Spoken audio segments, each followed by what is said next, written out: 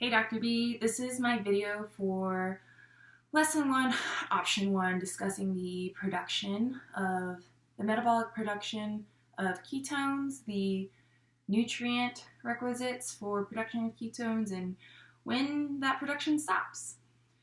So some of the variables that kind of stood out to me on the list was obviously metabolism. With that, fuel partitioning, because it's kind of the whole purpose of ketone production. A reduction in carbs, one of our main energy sources, along with fats. Reducing carbs kind of requires us to fuel partition something from fats, a little bit from protein. We'll talk about that in a minute. And then the dose, right? So that dose of being decreased carbs of, like we discussed, 50 grams or less per day, promoting ketosis, and storage. So depleting the available glucose in our blood, depleting and then going through our glycogen stores, tapping into our adipose tissue for fatty acid stores, things like that. So I'll just kind of start with explaining, as we decrease our carb intake, we're going to first shift into some gluconeogenesis, producing more glucose however we can, and then breakdown of body proteins. The perspective in nutrition book brought up that I sprained my wrist, so I'm just playing with it.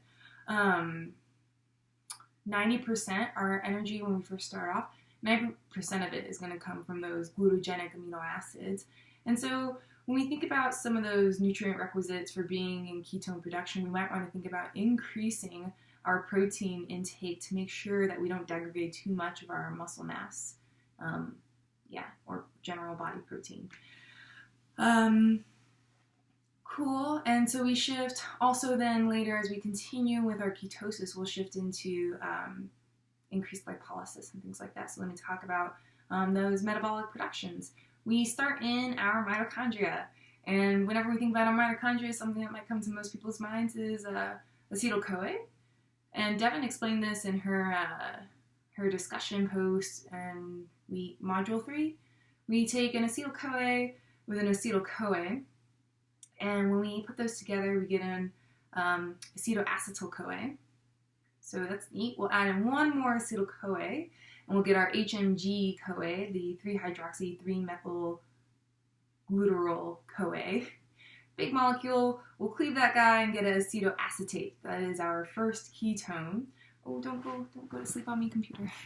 The acetylacetone, and there's another acetyl-CoA in that process. Acetylacetone as our first ketone body actually moves with a dehydrogenase, works through a dehydrogenase in a dynamic equilibrium to create our other ketone, which is going to be our 3-hydroxybutyrate. I'm thinking. And what's kind of assisting in this is one of those reducing agents when we're familiar with is NAD and NADH. Okay, so now we have our two ketone bodies and we're set on some energy production, which is great. Whenever we were doing our dialogues, and I was really fascinated by the interconnectedness of all these metabolic pathways and that fuel partitioning, Chapter 19, Table 1, demonstrated a really good list of different tissue types and the different energy needs or sources. So a lot of them were like glucose and fatty acids. The liver was the only one that utilized amino acids, really, at that point. But like I said, we have glucogenic amino acids that can be converted into ketones. But the brain is really important. It uses glucose or ketones. It cannot use the fatty acids. So I thought that was interesting. Back to the production of ketones. That acetyl-CoA, let's talk about, that's a precursor for ketones, but what's the precursor for acetyl-CoA?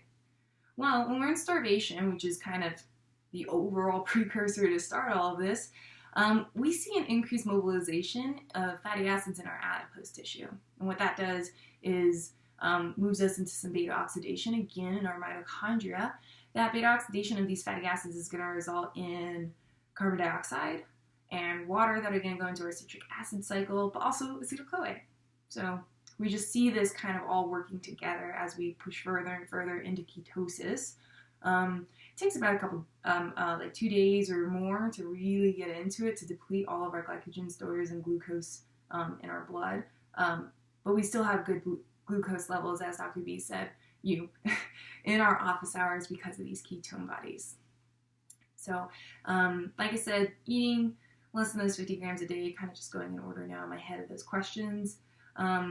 Eating less than 50 grams of carbs a day for several days will put us into ketosis. So it's important that we get lots of calories from our fat and make sure we eat sufficient amounts of protein to make sure we don't degrade too much of our muscle masses.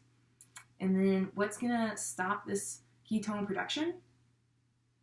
A lick of an ice cream cone. Again, as you said, Dr. B, in our office hours, lick of an ice cream cone, beer, anything with carbohydrates, just pushing above that 50 grams up to 100, getting back to that 60% of daily caloric intake is going to stop our ketone production. So, the end.